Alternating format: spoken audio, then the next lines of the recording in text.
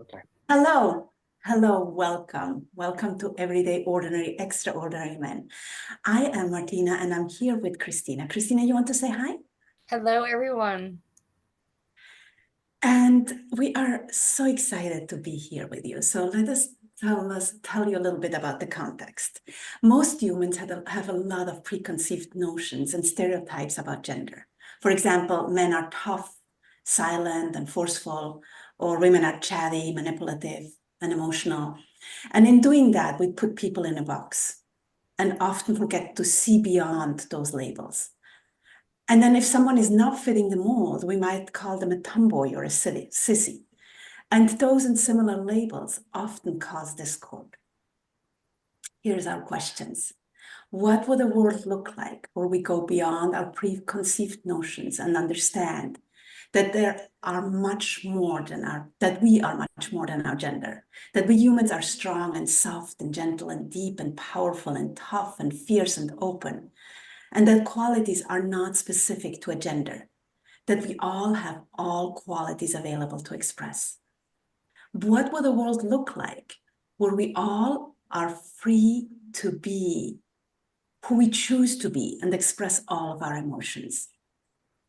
When we allow ourselves to express the so-called masculine and feminine qualities within ourselves, we set ourselves free. And when we allow others to do the same, when we accept all of them, we create synergy, peace, and harmony. And so today we're here with Peter. And Peter, do you want to say hi and introduce yourself? Sure. Hello. My name is Peter, and I have known Martina and Christina for over 20 years. I'm very excited that they've invited me here to talk with them. Um, a little bit about myself is Yes, I'm please. retired, and I live in Colombia, South America, and I love it here. And learning Spanish and the culture here has been very exciting. I'm also married. My husband is here as much as he can, but he works in the United States. And we've been married. Today is our 21st anniversary of our commitment ceremony. Woohoo! So it's fun to be sharing about, talking about things and sharing a little bit about me on our anniversary.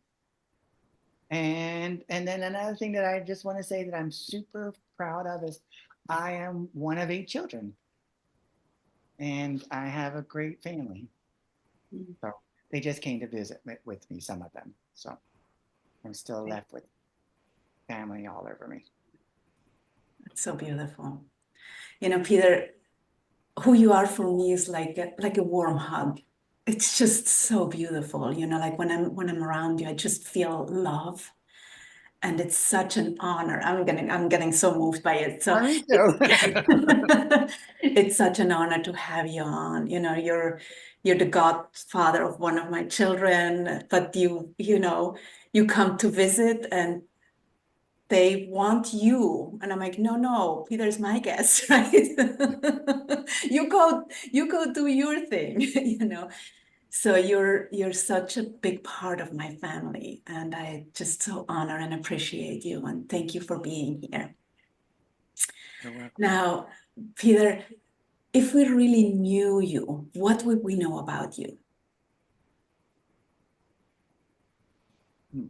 Like, that's a good question. I don't even know. What I know that I can be stubborn. I'm a Virgo, so we like things very meticulous. So I can be very stubborn about that. Um,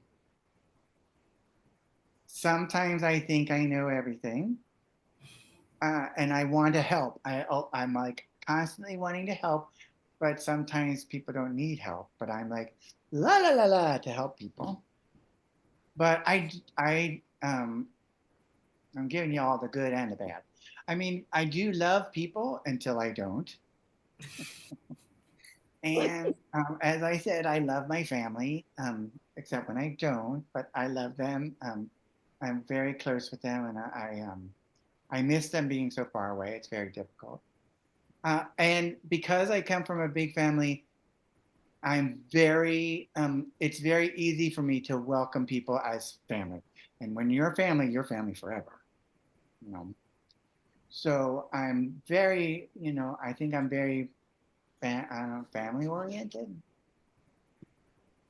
but I'm also, a very proud person when it comes to who I am with my husband and the life that we live. Um, uh, it's I don't know where it started, that pride of who I am, but it started when I was very young, and it's not something that I don't know how it came about, but I think I'm a very proud person. I I'm proud of what I've done, where I've come from, where I've been, and not that anything was, well, I mean, there were some bad things that happened, but where I come from, not that it's where a bad place, um, but I'm not the same person, and I've come a long way, and I'm very proud of that. Um, but I think that's that's who I am. Um, I'll fight for whatever, for anyone that I think is part of my family, and which, like I said, it expands to so many things. And uh, one thing is, like, I always root for the underdog. I don't understand a lot about different sports. I mean, I know how sports are played in one team versus the other and what they got to do to win, but I don't know all the rules. But I always root for the one that nobody else is rooting for, or or the one that nobody else thinks will win.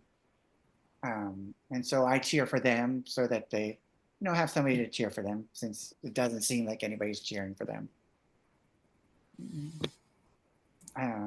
Yeah, that's kind So, of who I am.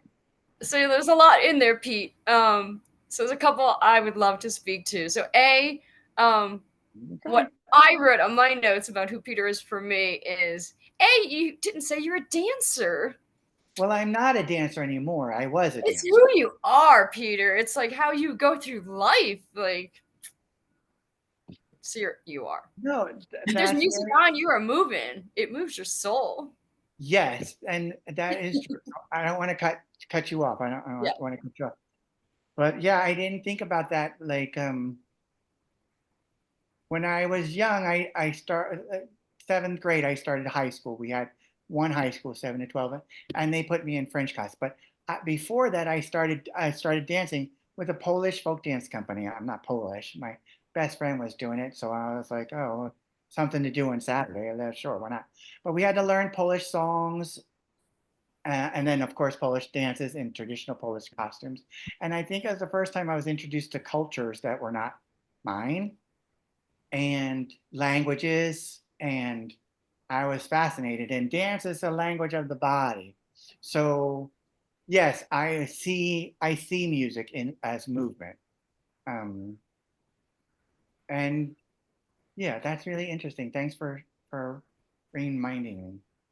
So yeah, so that was one piece, and I love that the piece about the your Polish dancing, because the other thing for me is that you love to travel and appreciate other cultures, and to see that your dance goes back to this early childhood introduction to that class is a really interesting piece to learn. So that's really cool. But you are also the most gracious host.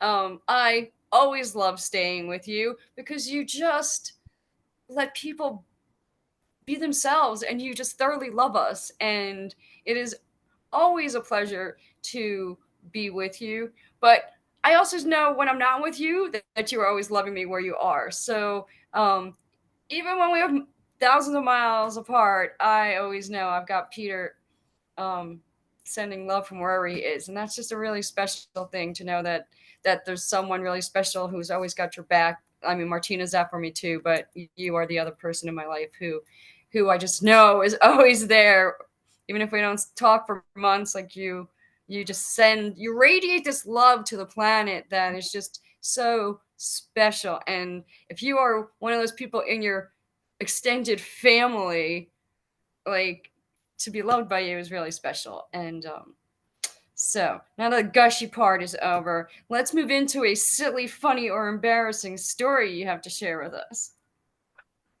Silly, funny, or embarrassing? Well, embarrassing for maybe a different reason. Um, it was not silly or funny. But it kind of is in the theme of the context of the conversation that we're having about genders and things. So when I was in college, I had to I'm not a driver too. I've never had a driver's license in my life. I take after my mother that way. My mother, I don't know what her reason was. I was kind of scarred as a child in high school. We had to watch those awful movies of accidents, and I was like, I don't want that responsibility, so I've not done that.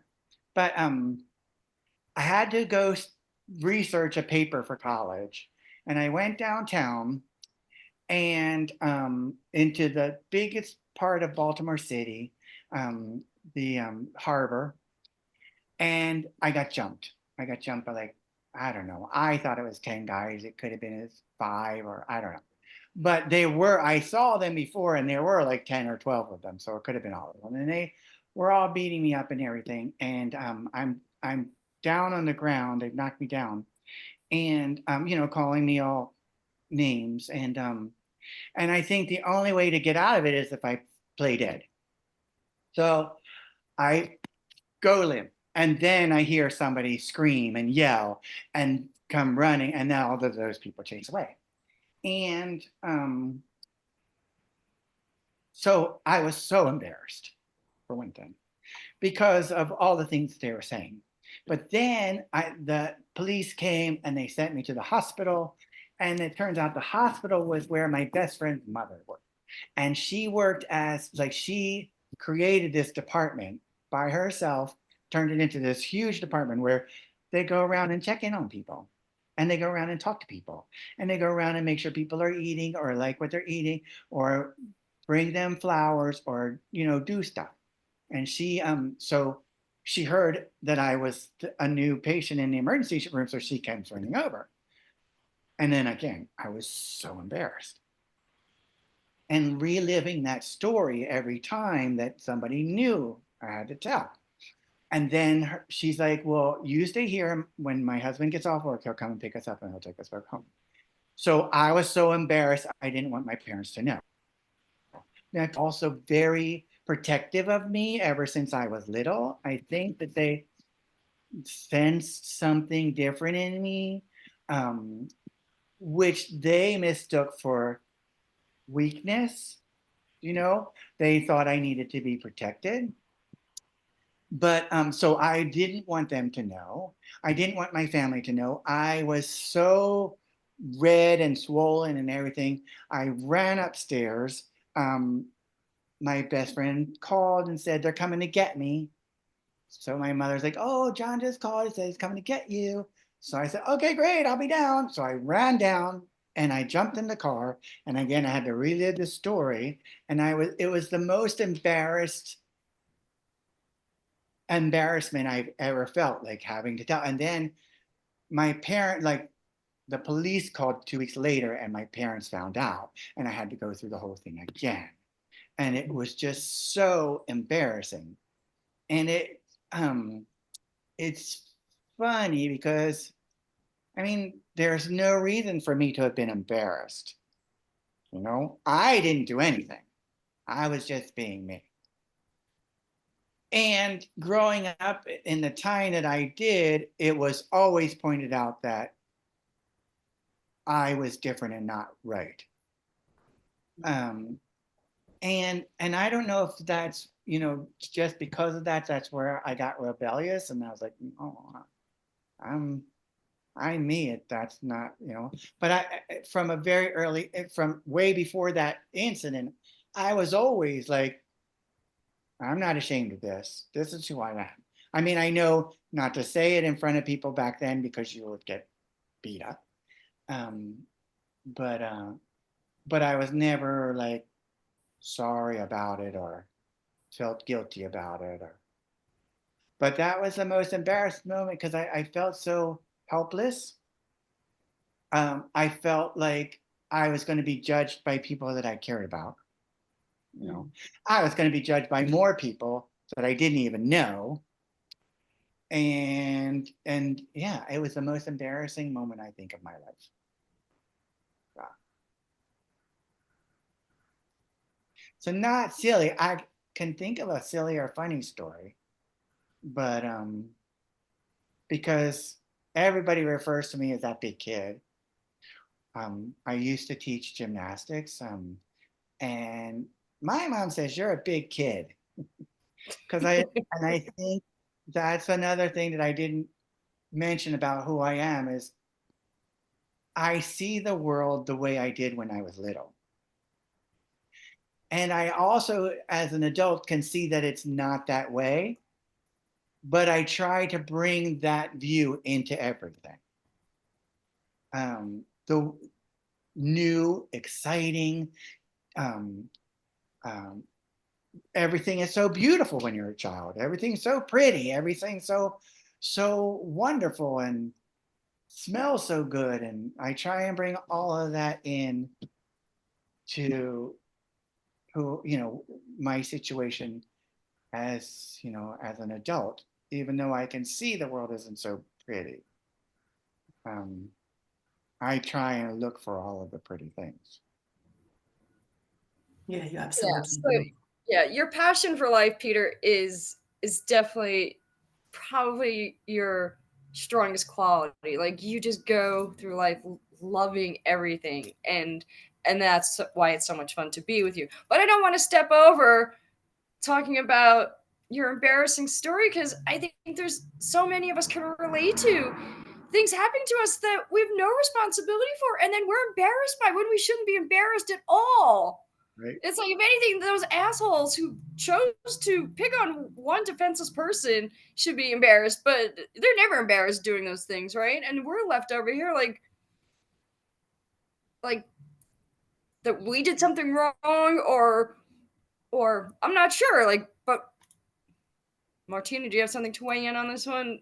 I'm at a loss for words because it's like, Yeah, what I hear is like that shame, guilt, and fear kind of being you, right? Right. Because it is, in a way, it was, I'm going to say, against your identity in a way, right?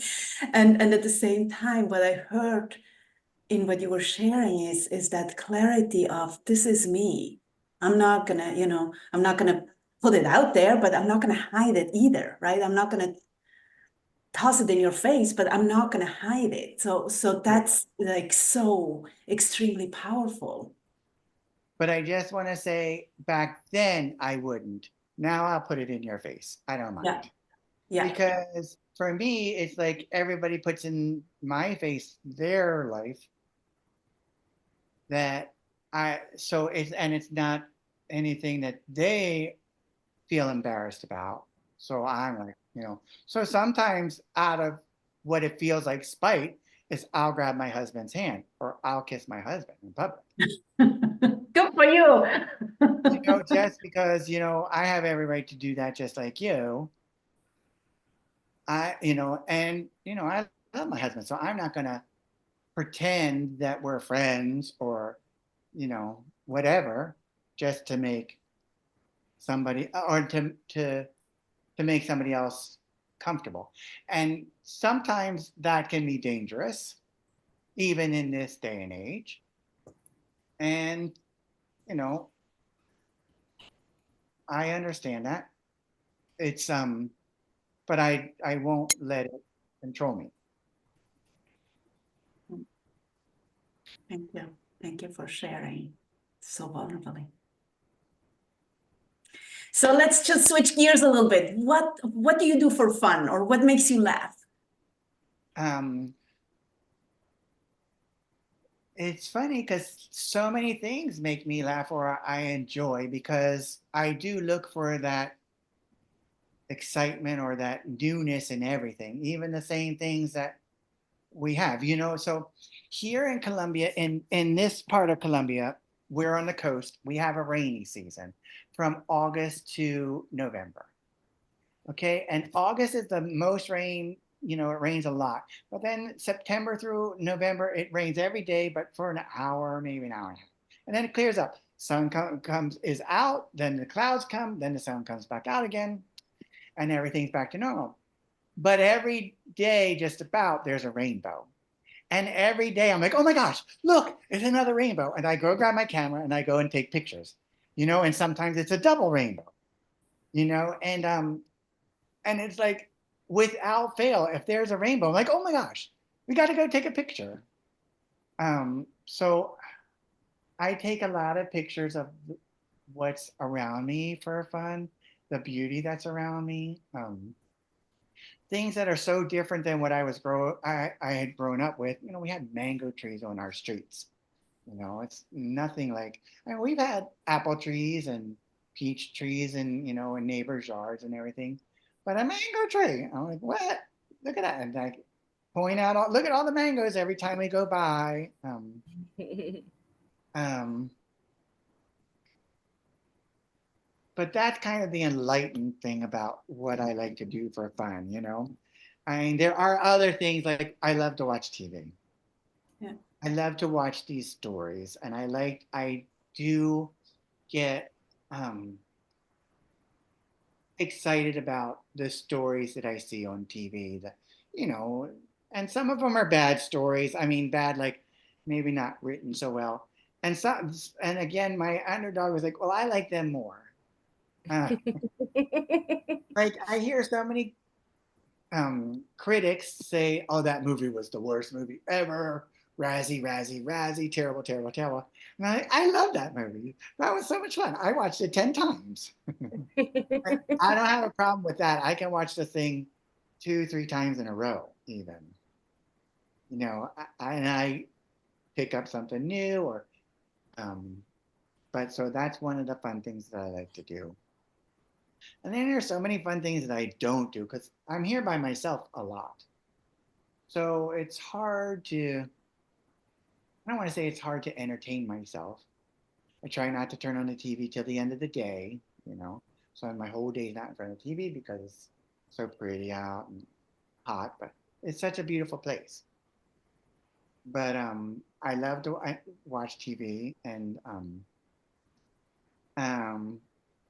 and I love when I get a chance to talk to my family.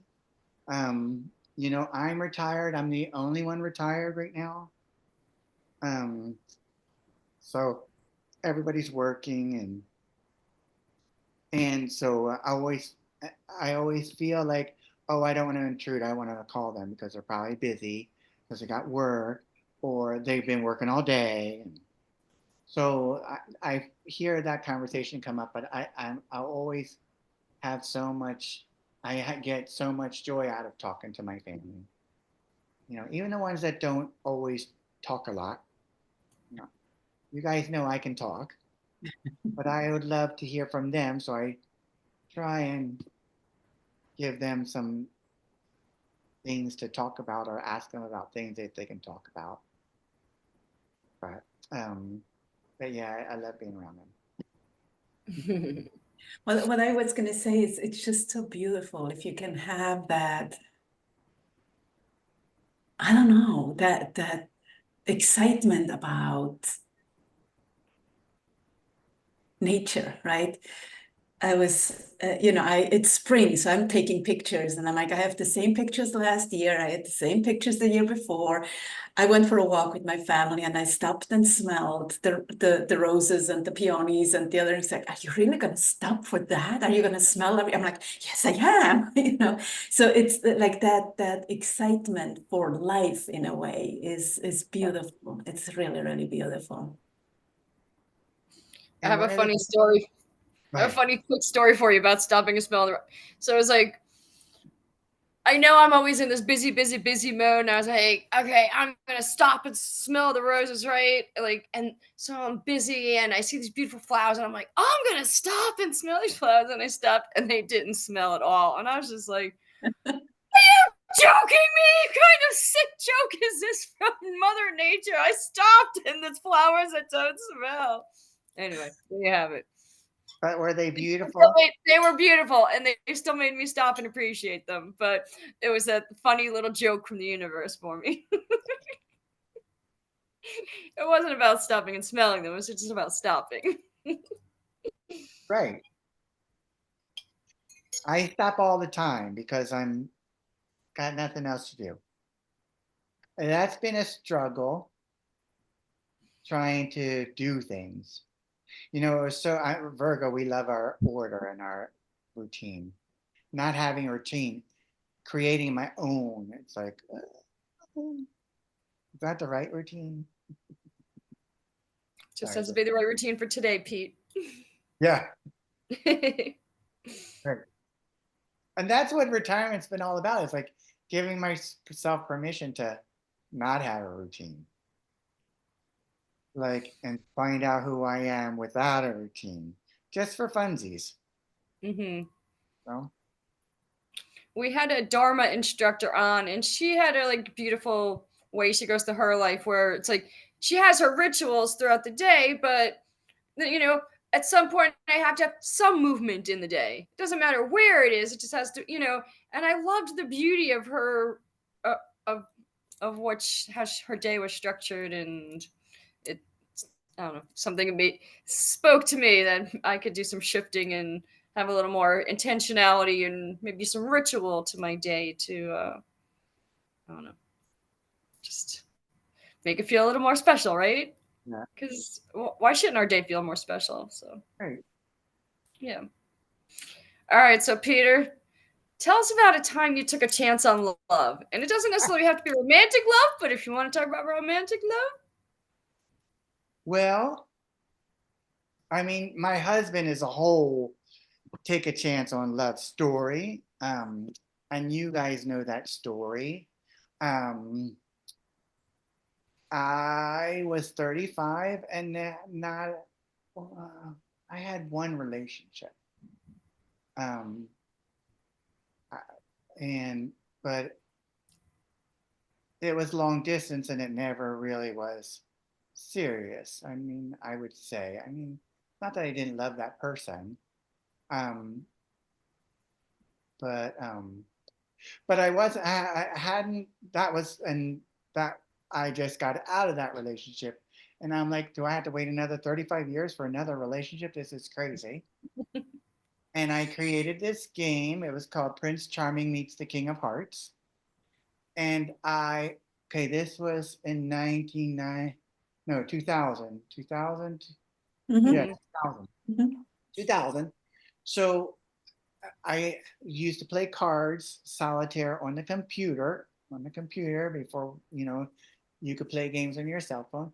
So I printed out the deck of cards from the computer, multiple copies of the princes and jacks, the jacks and the kings, and I cut out all these little cards and I made a board and a pyramid, and the first line was the first date. And I had rules like the biggest one was no sex on the until the fourth date. That was probably the biggest. I mean, for me at the time, that was probably the biggest rule. But the hardest rule was tell them at the end of the first date if you want a second date or not. Do not say I'll call you. Do not like be honest and upfront at the very beginning. And then I had to accept. I had to say yes to anybody. Hmm. And so I had a date with a guy with tattoos all over his face and everything pierced, and like I would have said no, but we had a really nice time. We had a great conversation. I didn't. I mean, I wasn't moved to have a second date, so I said, I think I'll have a second date. And he's like, okay, no problem. But this was fun. I said, good, thank you. It was fun.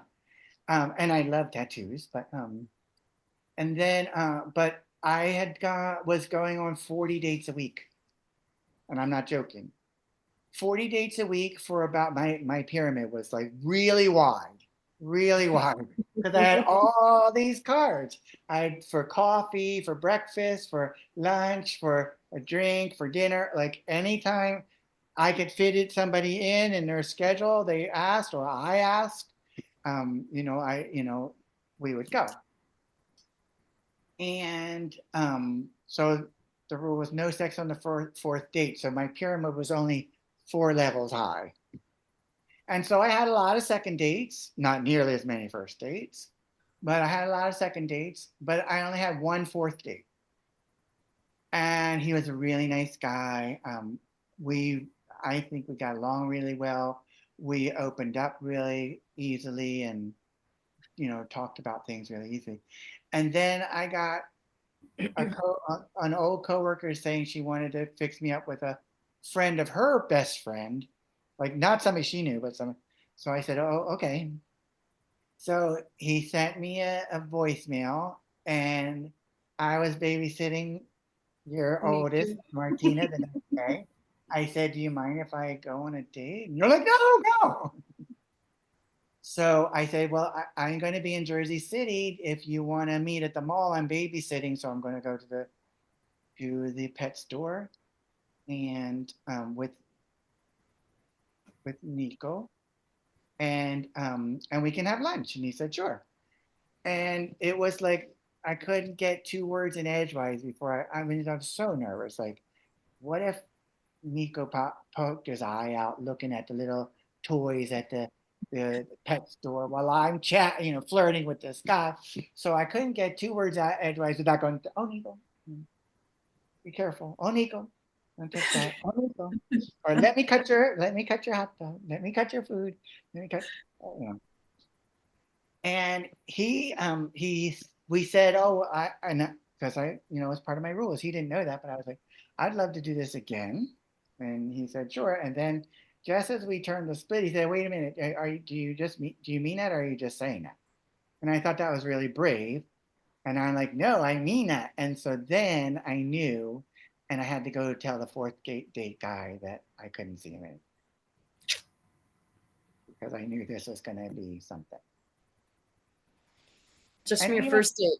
yeah, and even then it was still like 10, like that was in January. In February, he's like, "Oh, I know your birthday's at the end of summer. Do you want to go on a cruise together?" And I was like, "No."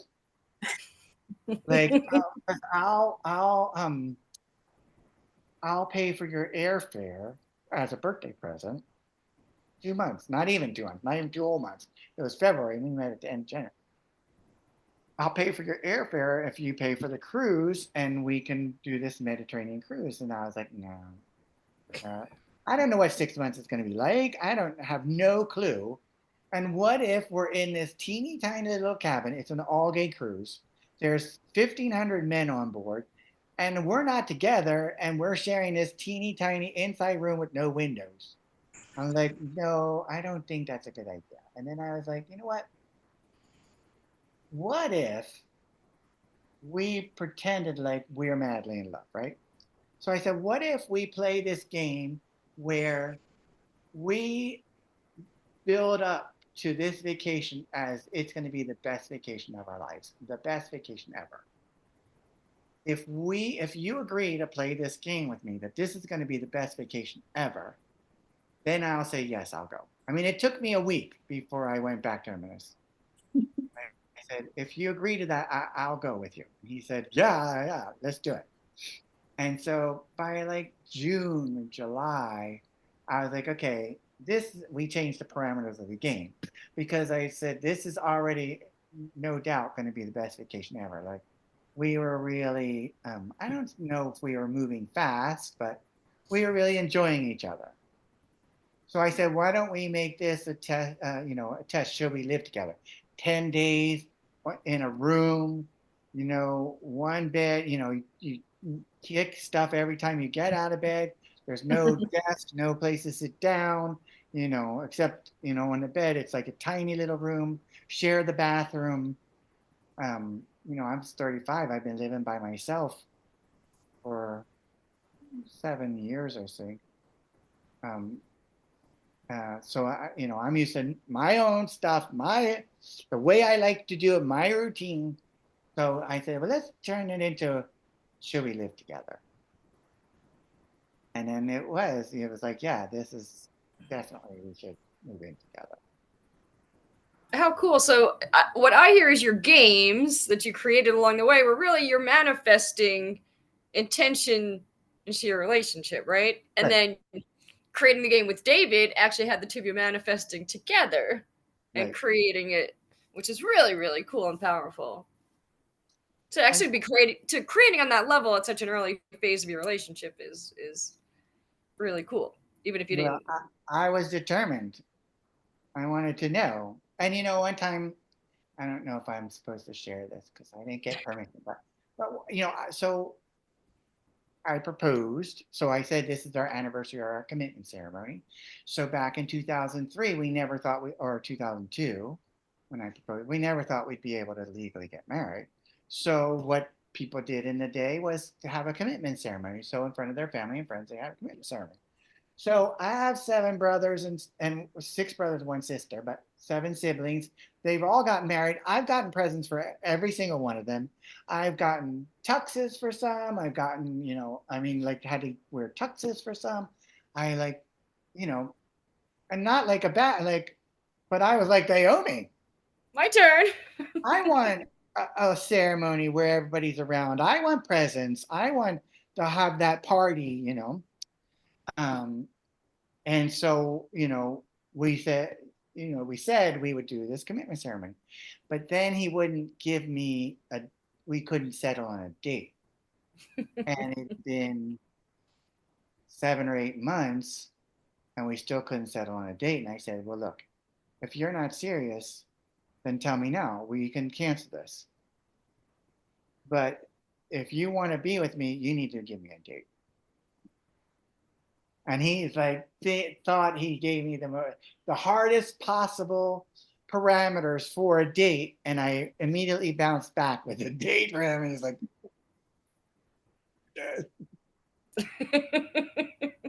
because he told me to give, he gave me the parameters, and then when we weren't with his family, we went to his family, and I presented my ring to him, and in front of his family, I asked his family if that would be okay.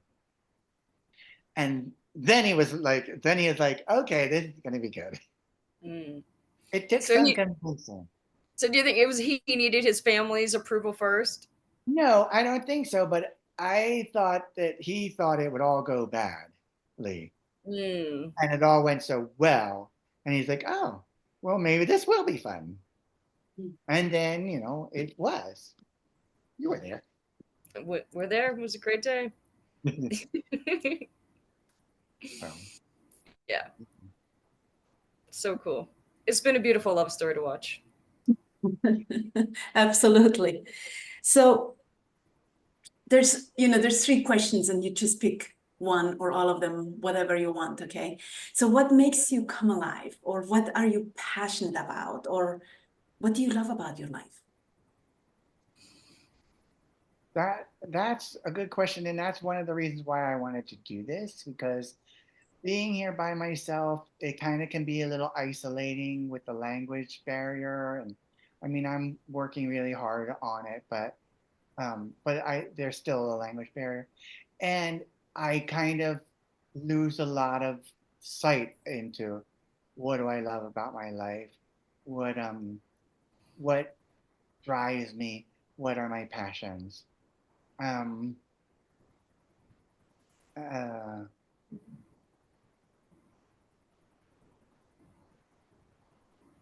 I think you know family is one thing that really drives me. Um, uh, um,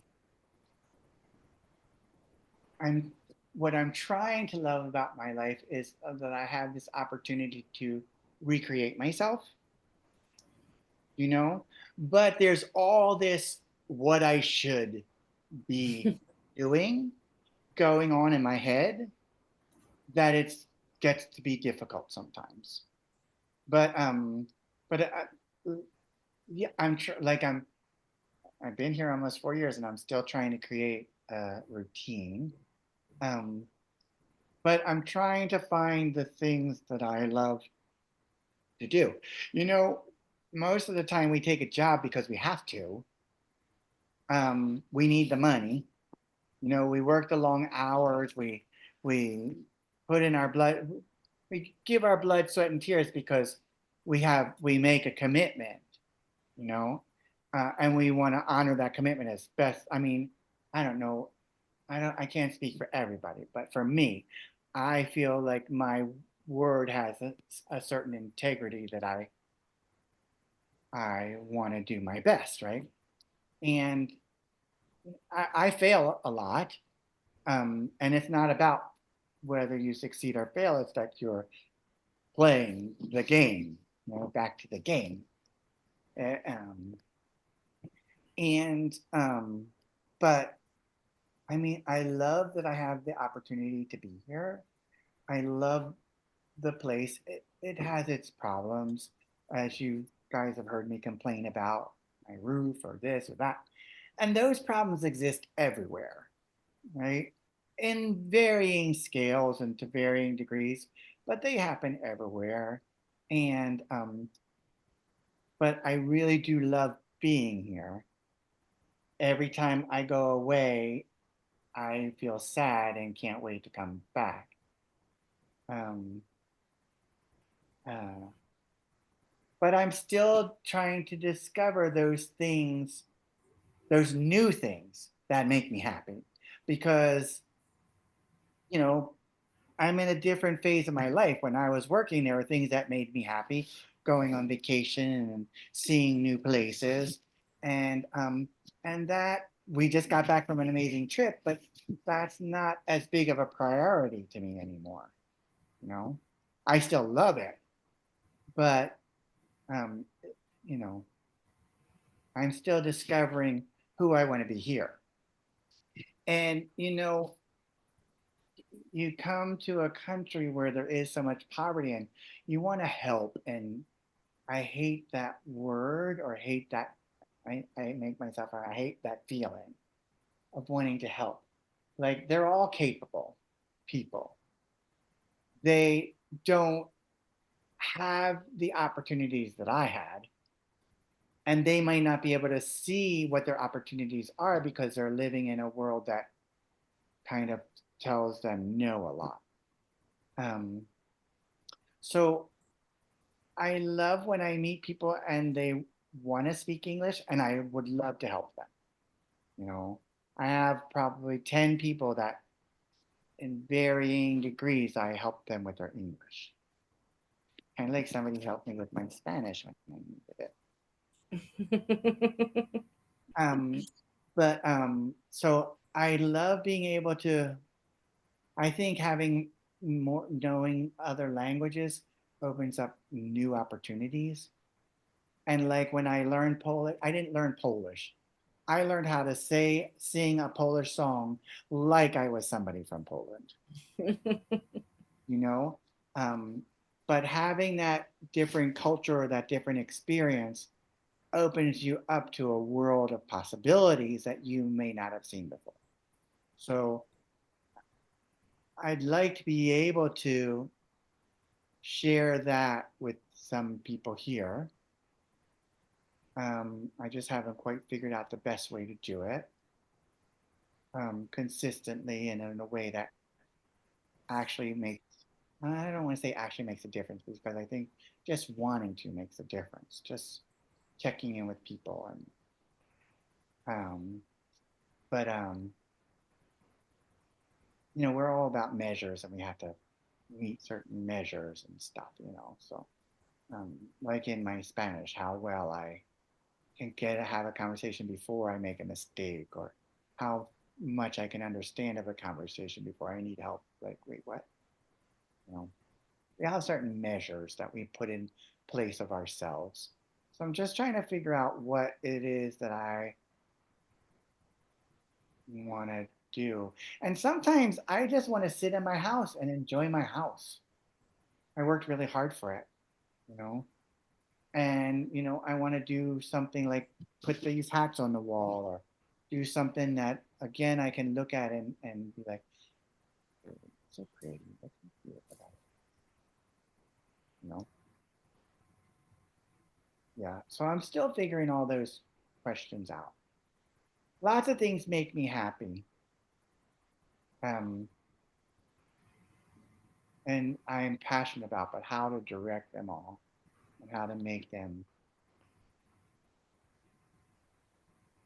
into an ongoing, I guess, thing. But not that it needs to be, but Cool. So, Peter, if you had a magic wand and could give people any quality, what would it be and why? this is I say this all the time to my husband, and because that's one of the reasons why I fell in love with him, is because he was willing. So my wish for people was that they are willing to see what could be possible, what other people could be going through, what avenues they can take that they didn't know, what if they'd be willing, that they would all be willing to have their biggest beliefs shattered, you know, to see, what else could be out there. I would wish that everybody would be willing and open. It's so beautiful. Like nobody would argue about anything anymore. Like, oh, well, that's interesting. That's a Right? really interesting take. Yeah. I really make it a practice to try to live in that world and live in the how curious. Not like why the hell are they doing things that way, but like how curious. I would never have thought to do that. Like interesting. And again, I want to tell it myself because that's what I like. I dream of a world where everybody's willing and open. But sometimes in my wanting everybody to be willing, I'm not willing. So like can understand or what I'll do, my big thing that I do is I become the devil's advocate. And Mhm. so I push the exact opposite. And think that I'm like, well, I think that I'm trying to open people's eyes up, but sometimes that could be me. But like for example, in the world of men and women, it drives me crazy when I walk down the street and I see a man turn and leer at a woman, right? So I leer at them. Oh, it's not fun, is it? What are you looking at? Oh, it's not fun, is it? She doesn't want you looking at them, at her. Mind your own business. Oh, one other thing, I guess, another one, because this was my mom. She's like, if you don't have something nice to say, don't say anything at all. And my mom really worked hard to live by that. She was really good at that. And I think that's another thing that people, I think people would, if you look for something nice to say instead of something, I don't want to say negative because I want to say something that's not constructive or Mhm. something that's putting somebody down or something that you just don't like. Instead, if you look, even if you don't like it, if you look for something nice to say, where could we be if we did that? It's beautiful. Both of them are really powerful, right? Like the willingness to, for me, it's like, yeah, there must be a reason why they're doing what they're doing. It might not be what I think the reason is, but even just being willing to question that is so extremely powerful, and then it creates so much space for peace. Such a little word, but peace. You know? I say little word because it's just such a really fruitful word, right? But really, if we get to listen to other people and really listen for their motivation rather than what we think their motivation should be, Right. it creates so much space for them, freedom to be. So Right. yeah. So last question, Peter. What are you most proud of?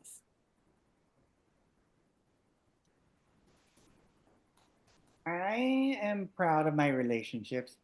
Um, I, I seriously think about what my parents think. And both my parents were completely different. My father never came to terms with my homosexuality. My mom did.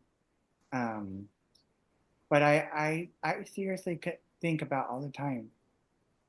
Excuse me. If I'm doing stuff that'll make them proud, you know, and uh, and I think I'm doing a great job.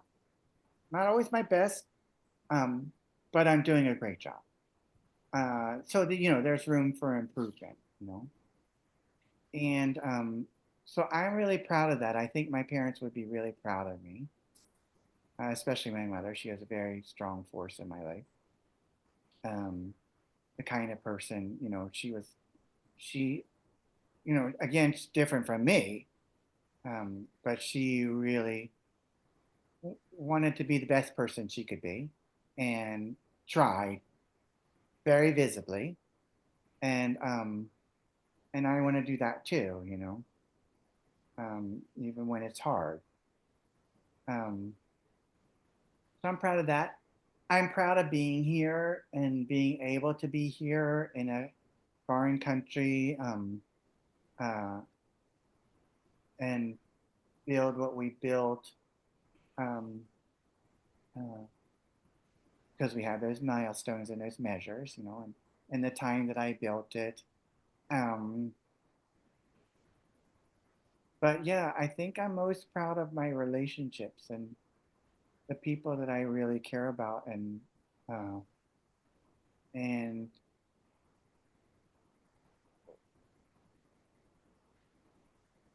and like it just made me think when you said, Christina, about even if we haven't talked in a long time, I have some people that I will do anything for. I've loved almost my whole life, and they're not in my life as much anymore. And and for different reasons. And I'm really proud that if they were to want to come back in, um, and want to be more of a part, that I would be like, of course, you know. Um, I am I am proud about who I am as a gay person. Um, I I have a lot of work to do in every single area of my life, but we always do until we're dead, and then we're done. We got to as far as we got. But I'm always proud that I'm always trying to. I mean, I'm proud that I'm always trying to be what I think is better. The best version of you. Yeah. Yeah. Yeah. Yeah. Peter, thank you so much for joining us today, for being our first guest on this podcast. Thank you for My your pleasure. vulnerability and for your honesty and for the passion that you bring to life. For I mean, you've gone from Baltimore to New York to South America, like, and your partner isn't even living there full time. Like, that is a huge leap of faith to just go. You speak Spanish, but you don't speak it as fluently as you would love. And that is still so admirable in my world to be like, moving to South America, retiring, and I'm figuring out what's next, and I'll learn it, and it's all gonna be amazing. And so, such an inspiration to watch you. So, thank you for everything that you have brought to this conversation today.